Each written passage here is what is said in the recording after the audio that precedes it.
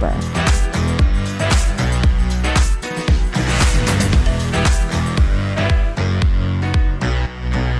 going to do a little bit of my stomping grounds, not in a way that I would like, okay? This does not bring me joy.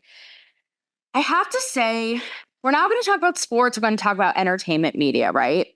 And these men unnecessarily ruin their lives because they are so desperate to cling on to their power.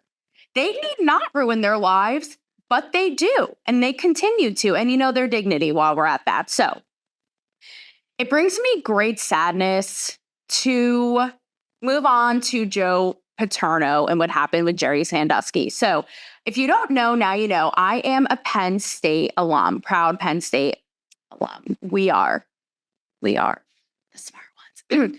Remix. So yes, it is my biggest claim to fame in this life because I may have interviewed, Oprah, Kim Kardashian, Michael Douglas, Chris Pratt, you name it. But do you know I was a Penn State tour guide? Okay, my claim to fame, my highest achievement in this existence. But anywho, so what's crazy is when and I'm going to explain to you a little bit of backstory if you don't know, but the whole Joe Paterno fallout happened when I was upper class. I was a junior, I think, at that point, or a senior. And so it was crushing. But basically, Joe Paterno was not only synonymous with Penn State, but college football. Like, he may as well have been the state college mayor, the first black mayor in black to the future, except Joe Paterno wasn't black. But the point is, he ran the entire city, and it was so much more than football. And Penn State is such a football, collegiate team spirit town, Happy Valley, love to see it. And Joe Paterno was that. He was the longest running coach in college football. The Peachy Paterno ice cream at the school creamery was named after him. That's a fun fact I'm not even charging you for, bringing it out from the archives of my tours, okay?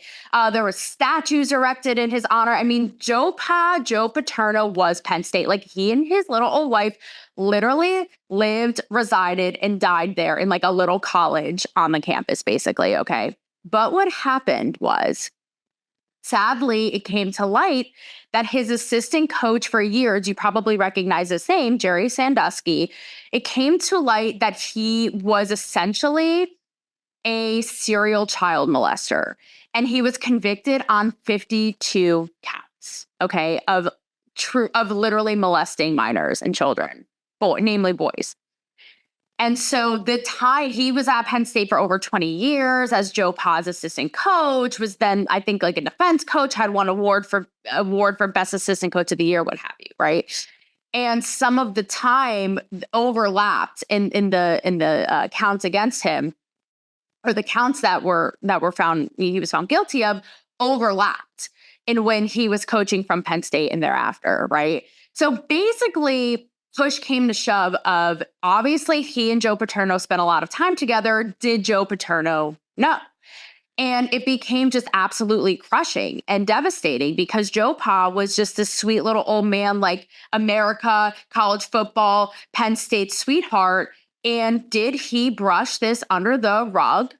Why? To not only maintain Jerry Sandusky's power, but his own.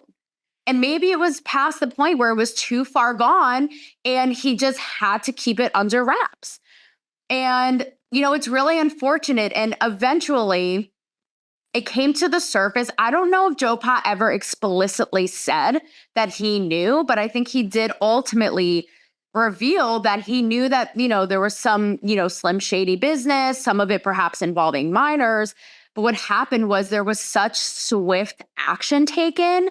They literally, Joe Pa's name was immediately, demoralized, defamed, degraded. They tore his statue down.